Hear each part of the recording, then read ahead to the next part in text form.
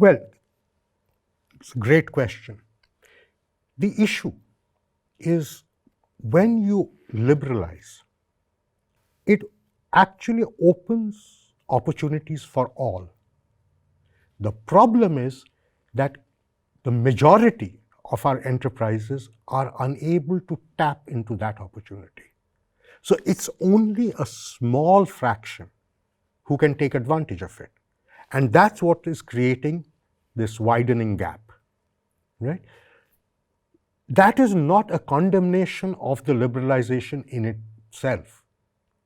It's a condemnation of two things. First is the inability, our inability, to be able to get the connections and the linkages that allow a much wider set of entrepreneurs to engage.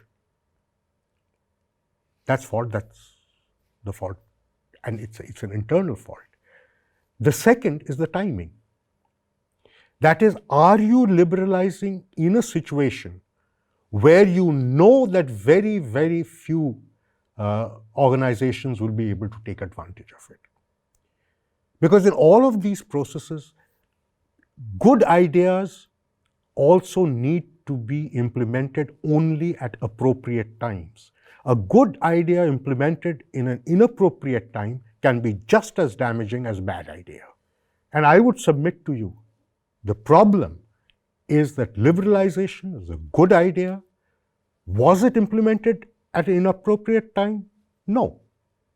The point is the trajectory that came after that was based on just the process of liberalization without necessarily getting all the other things fixed. The failure lies there. It doesn't lie in the liberalization process itself. So the first and most important, of course, is connectivity.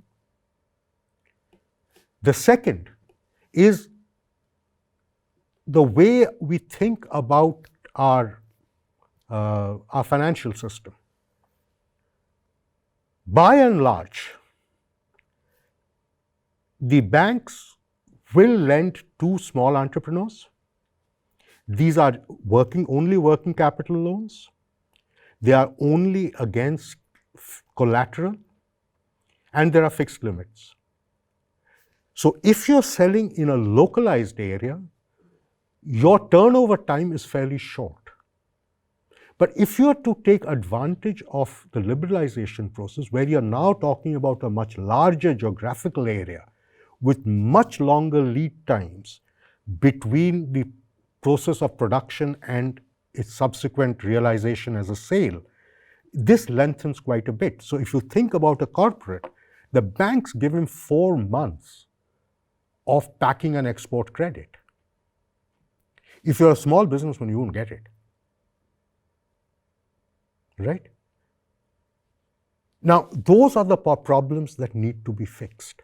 Those are first, they need to be identified, and then they need to be fixed.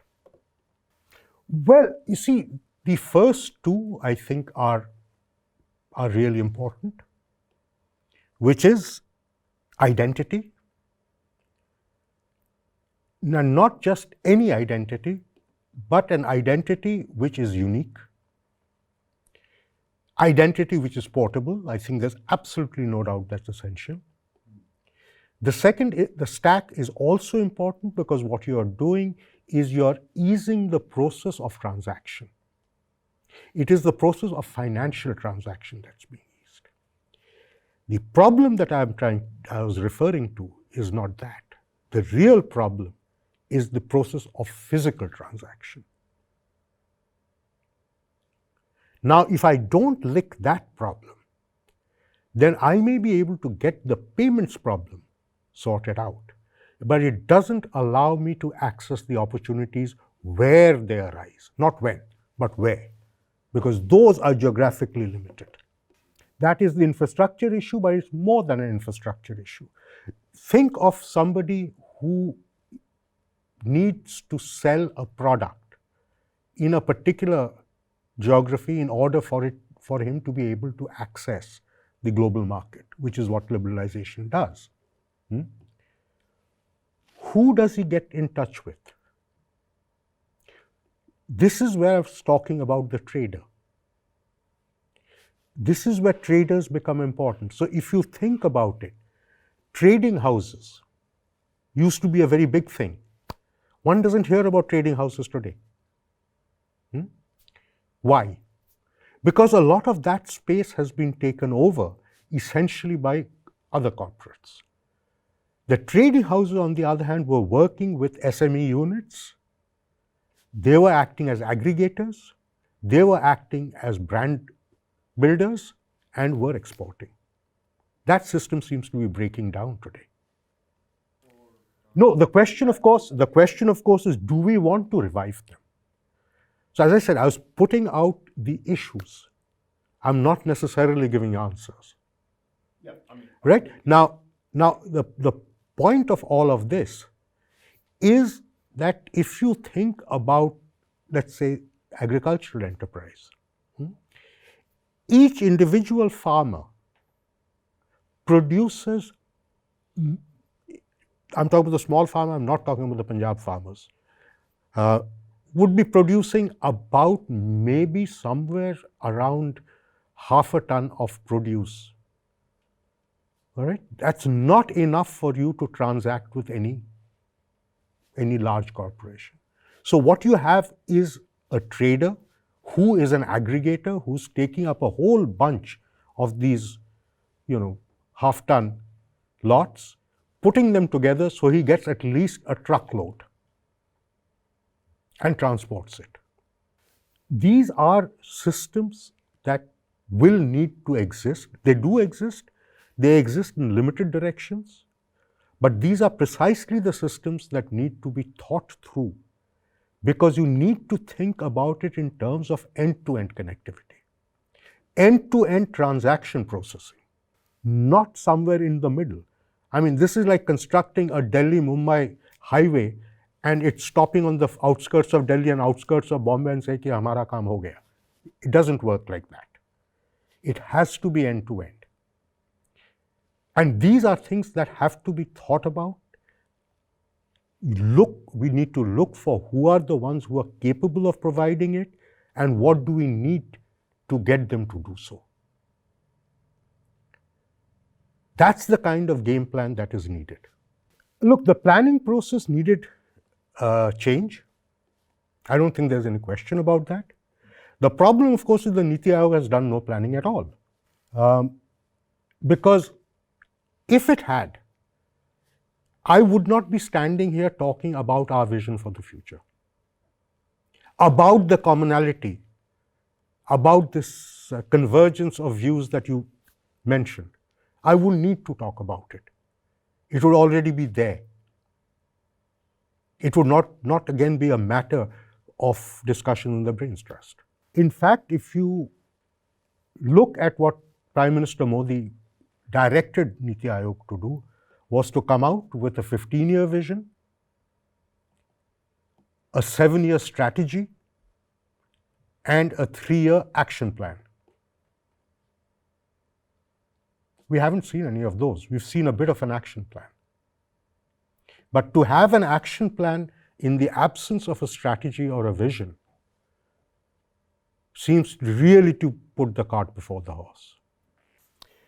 I don't think feeding ourselves is really a big issue. If you look at our agricultural productivity, and this is why I kept repeating and stressing on productivity, if you look at our agricultural productivity on a crop-by-crop basis, we are somewhere between 50 to 70% of what China does. So the technology exists. But technology is only as useful as, number one, the technology getting transferred, and number two, the wherewithals that make that technology effective being provided. We have a long way to go. And over the foreseeable future, I don't see that as being a really serious problem.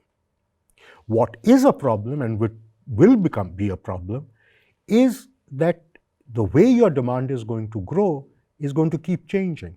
And if your agricultural production pattern doesn't change in step with that, you will see shortages emerging, and we've seen it several times.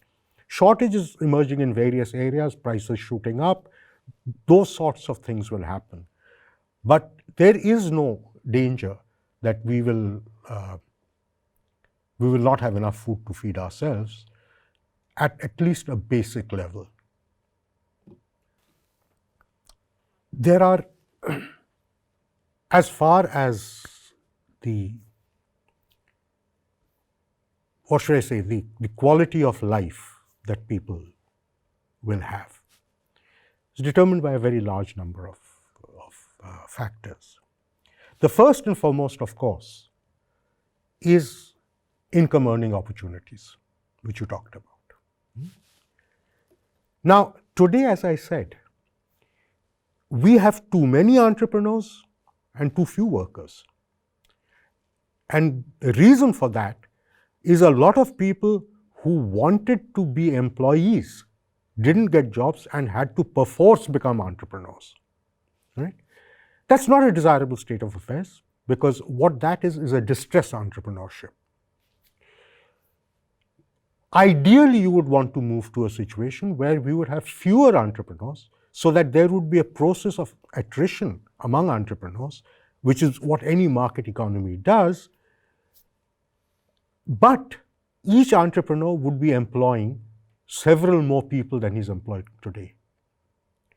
So those who are quitting entrepreneurship would then get work with a more successful entrepreneur. That is the process. All right?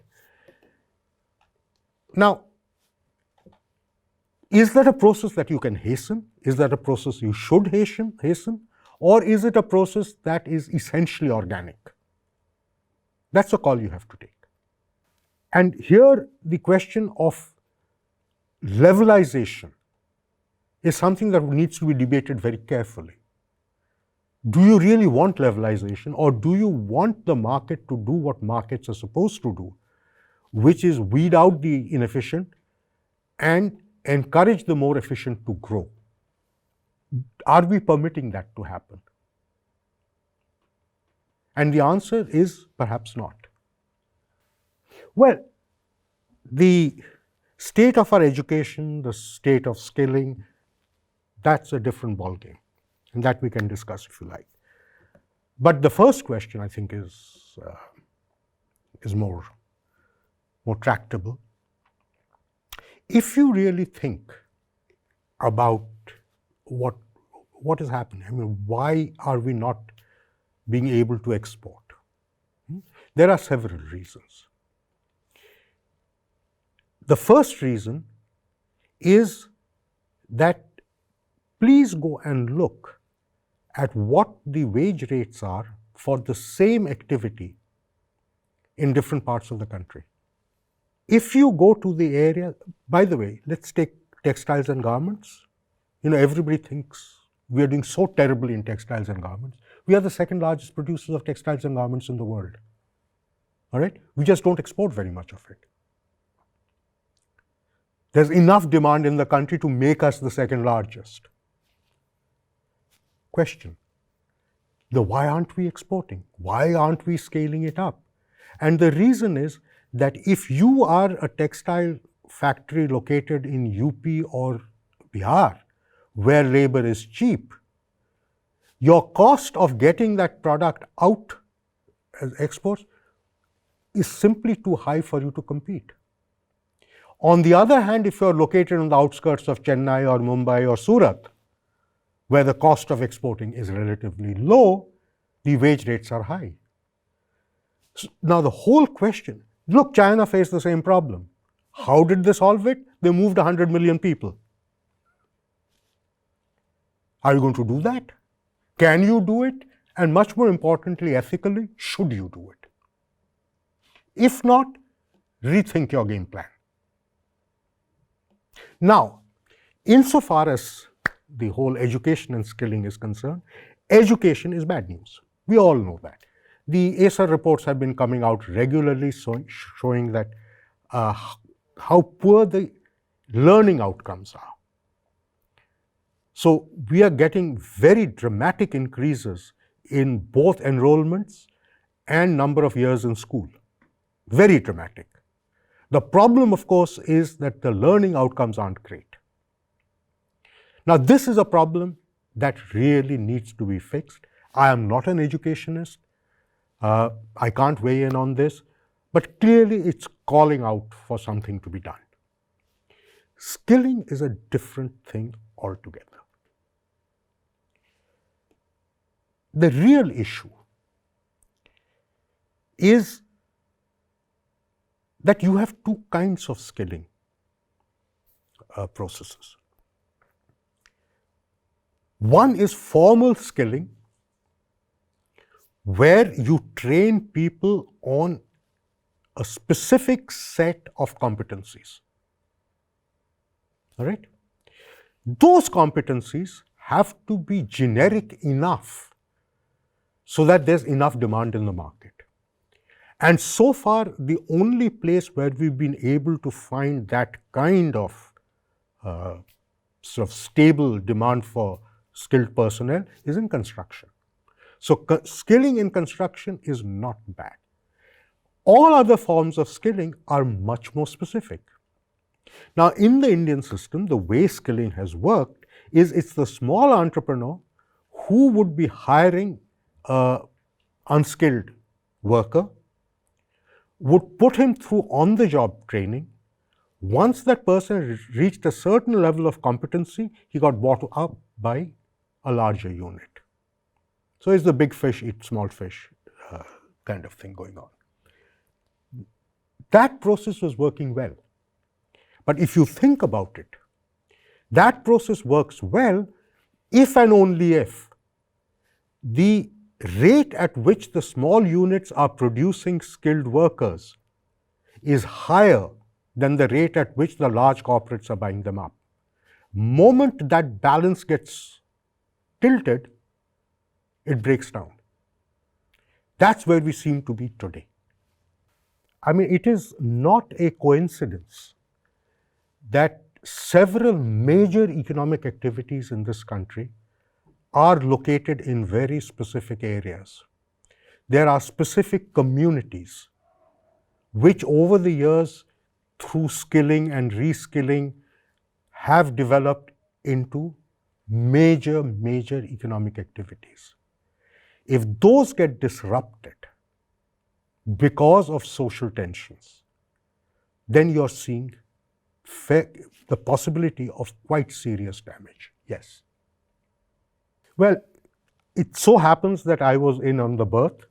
I used to be the economic advisor to the Ministry of Information Technology in 1990 through 94. So I was in fact, one of the architects of the 1990 software policy and the 1991 software technology park policy. It is not true that a policy did not exist. There was a 1979 software policy which made sure that Indian software sector was hamstrung. It made us uncompetitive in world markets, right? The 1990 software policy was a very simple document. You can access it, it's there. It simply did away with the 1979 policy, saying that this has outlived its utility, let's just scrap it. So yes, in a sense it is. We pulled the government back, but it was a deliberate step by the government.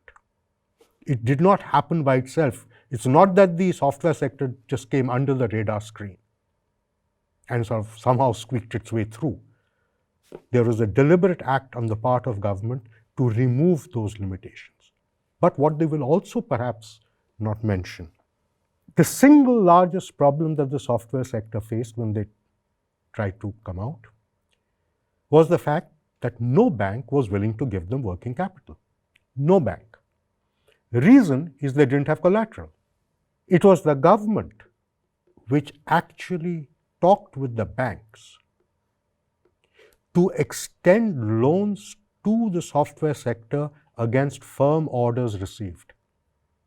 So it was collateralizing an order rather than a physical commodity. This was a huge step for Indian banking. And a lot of the developments you've seen after that really emerge from this. This happened only for the software sector initially. So it was the government and the RBI which worked on this. The software people forget this. I mean, they think they kind of did it all by themselves, but it really is not true.